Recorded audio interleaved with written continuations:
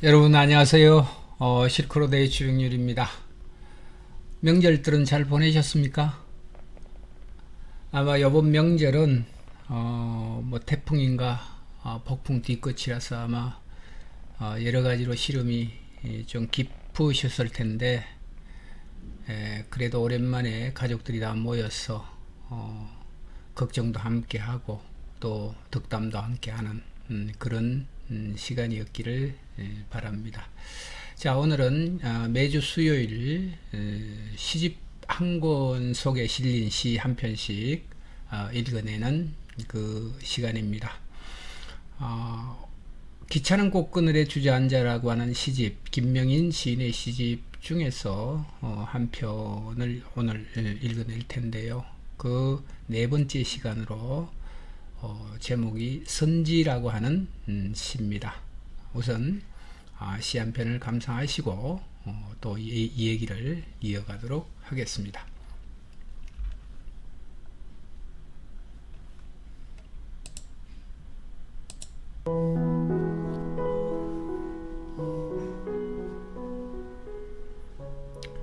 선지, 김명인. 방금 따낸 선지는 뜨끈뜨끈 물컹하니 끈적거려서 엉켜붙는 뒤심으로도 그 많던 식구들에겐 더할 나위 없는 영양 식단이었다. 언젠가 끔찍했던 교통사고의 뒷자리에 낭자하던 선지, 헌혈 한번 안 한 목숨도 자빠지면 길바닥에 제 양푼 엎지르는데 숭숭 파인 선지 숟갈로 떠먹을 때마다 나는 어떤 헌신도 수만큼 값진 피의 제사는 없다고 확신한다. 트럭에서 끌어내린 소 한 마리, 선지 힘으로 도축장 철문 문턱을 버티고 섰다. 저 황소 고집.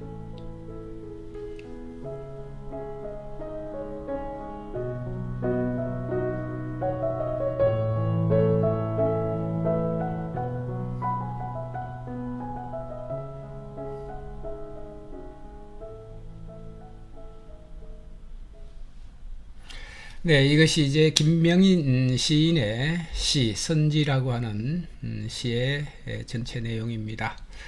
아마 여러분들이 영상으로 보실 때는 그 배경 그림으로 소의 눈, 그 선한 눈을 보셨을 텐데, 저는 시골 촌놈이라서 이제 자랄 때 늘 소를 보죠. 소를 이렇게 보면 어떤 동물보다도 가장 선한 동물이 소였던 것 같습니다. 그래서 그 어린 나이에도 소의 그 깊은 눈매를 이렇게 들여다보고 있으면 나도 모르게 따뜻해지는 듯한 그런 기분이 들고요. 또 말 못하는 짐승이지만 나와 그 소가 서로의 마음을 이렇게 나눌 수 있는 어떤 대상인 것처럼 그렇게 생각되기도 했던 동물이 바로 소입니다.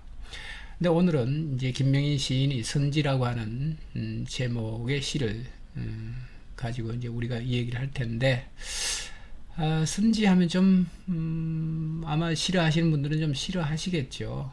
저도 한때는 그랬습니다. 한때는. 근데 뒤집어서 생각하면 이 소의 피죠. 일종의 소의 피에서 우리가 선지라고 하는 부분들을 따로 떼내서 그것을 음식으로 만들어 먹기 시작하고 그랬습니다.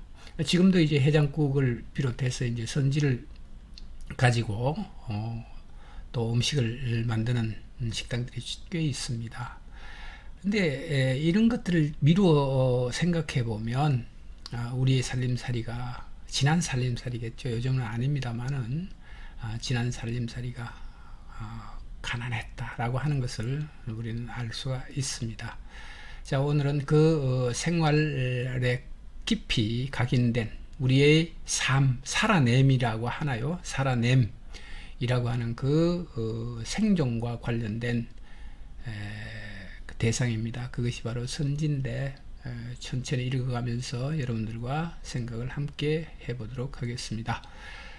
선지, 방금 따낸 선지는 뜨끈뜨끈 물컹하니 끈적거려서 엉켜붙는 뒤심으로도 그 많던 식구들에겐 더할 나위 없는 영양식단이었다. 맞습니다.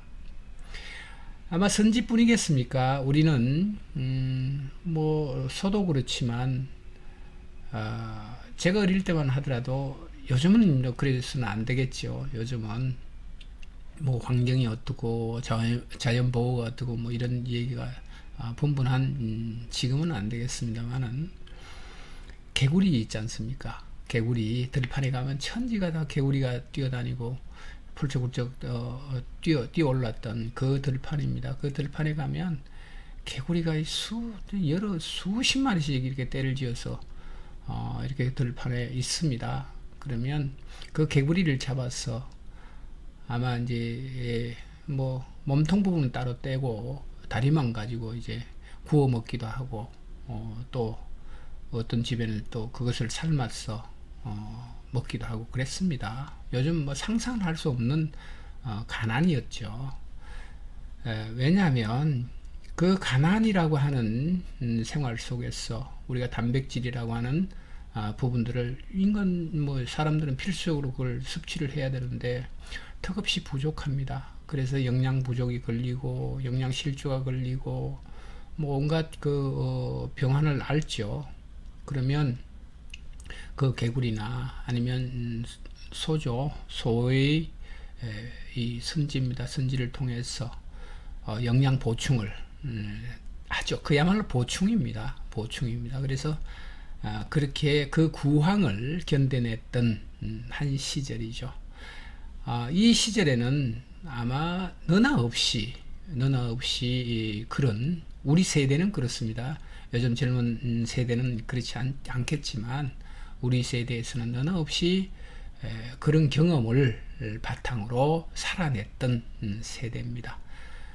그런 측면에서 이 시를 들여다보고 있으면 아마 선지가 물컹물컹하고 끈적거리는 것이 아니라 제 마음이 또 갑자기 물컹물컹해지고 끈적거리는 그런 느낌을 받기도 하는 시입니다. 더할 나위 없는 영양식단이었다 이렇게 말씀을 하셨는데 그렇습니다. 식구들이죠. 요즘 뭐 식구들이라고 그래봐야 몇 안 되잖아요. 뭐 애들을 둔다고 하더라도 한둘 그 애들도 마찬가지입니다. 뭐 부모는 아버지는 뭐 직장 가시고 어머니는 어머니대로 또 바쁘죠. 바쁘고 또 직장 생활 하시는 분들도 많고요. 또 아이들은 아이들대로 뭐 바쁩니다. 그러다 보면 식구라고 하는 개념이 먼 옛날에 말처럼 그렇게 아득해지는 그런 시절이 바로 이 시대입니다. 그때만 하더라도 이 식구들은 그야말로 식구들이었죠. 할아버지 할머니가 계시고요. 대가족 제도니까요. 그래서 농경사회에서는 뭐 그 대가족이 필수적이었고 그것이 또한 그 사회를 지탱하고 있는 한 동력이 되기도 했습니다. 그래서 할아버지 할머니 계시고 고모 삼촌들 계시고 그 다음 뭐 또 부모님 어머니 아버지 계시고 형제들 5형제 6형제 뭐 6남매죠. 6남매 심지어 많으면 8남매 9남매 12남매 뭐 이렇게 하면 아마 요즘은 상상을 초월할 정도로 그렇게 식구들이 그야말로 식구들입니다. 그 식구들이 먹어내는 먹거리 하루 소비할 수 있는 먹거리는 아마 대단했을 겁니다.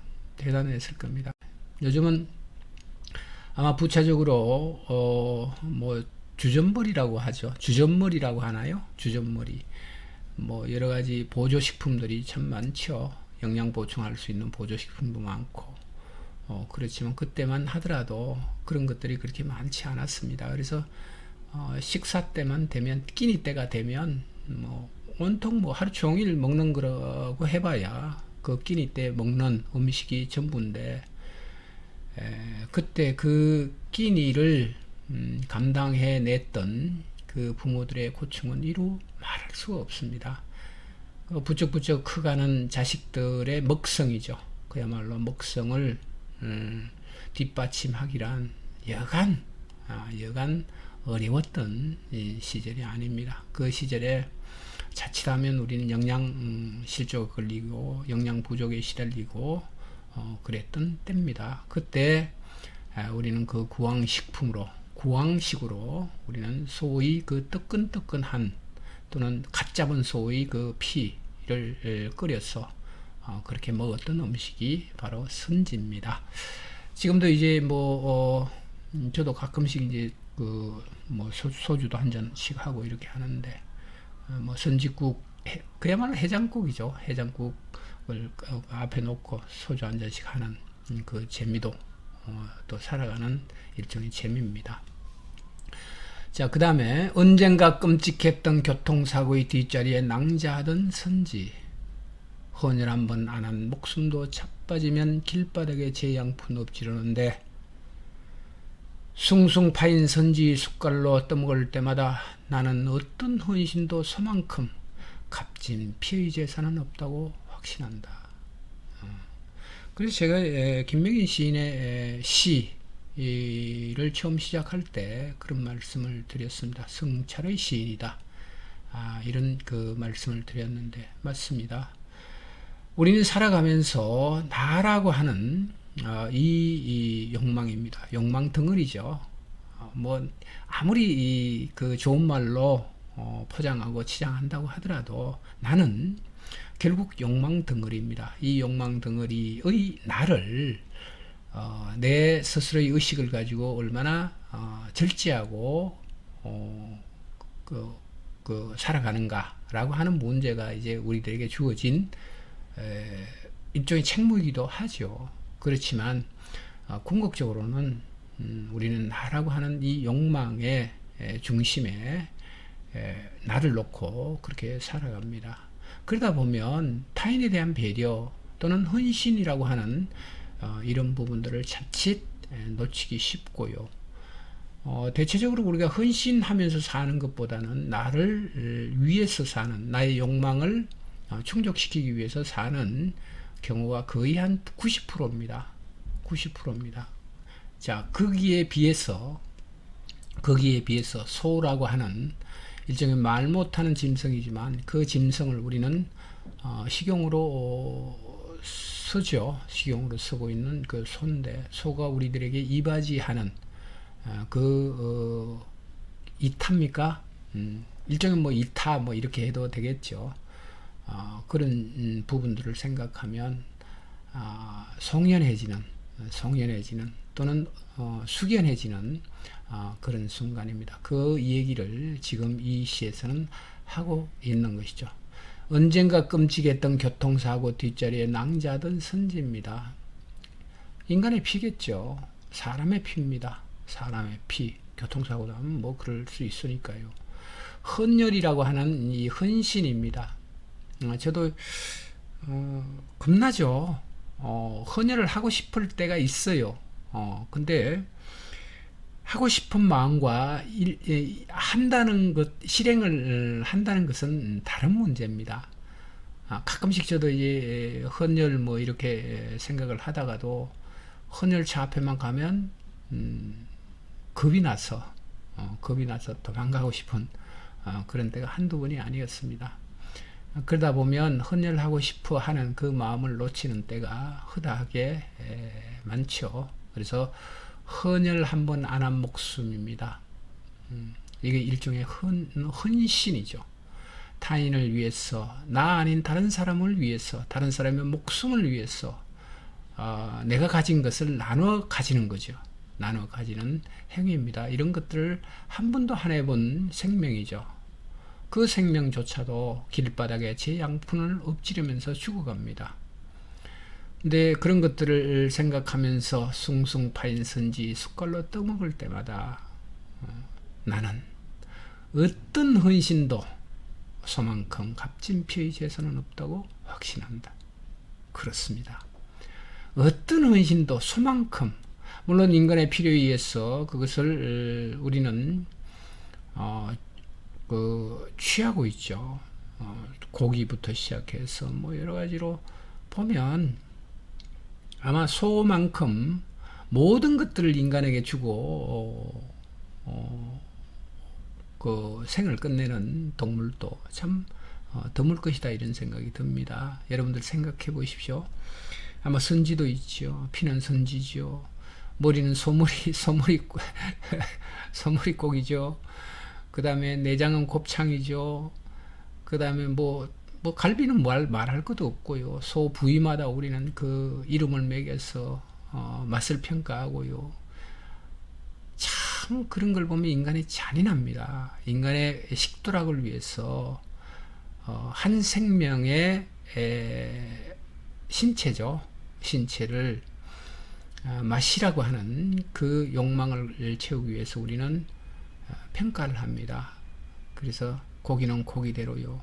그 다음 뼈는 또 우리 뭡니까? 사골국인가요? 사골인가요? 사골국으로 이렇게 하죠. 또 가죽은 가죽대로 소가죽 이렇게 해서 옷을 만든다거나 신발을 깁는다든가 이렇게 해서 우리는 소를 이용합니다. 자, 그런 것들에 대한 일종의 성찰이죠. 나는 얼마나 타인을 위해서, 나 아닌 다른 사람들을 위해서 이만큼 헌신을 한 적이 있었던가라고 하는 아주 소중한 성찰입니다. 이것이 이제 이런 시를 통해서 우리는 한 번 정도 나의 질주하는 삶을 되돌아보기도 하고요. 내가 갖고자 하는 현실적 욕망의 그 부피를 한 번 정도 점검을 하는 그런 시간이 되기도 합니다. 자, 우리는 많은 시인들이 이와 같이 어떤 현실적 문제와 이상과 또는 가치라고 하는 그 문제를 고민하면서 시를 씁니다.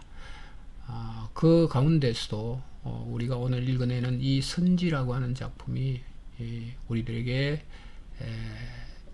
말하고자 하는 또는 의미는 굉장히 남다르다, 이렇게 좀 얘기를 드릴 수가 있을 겁니다.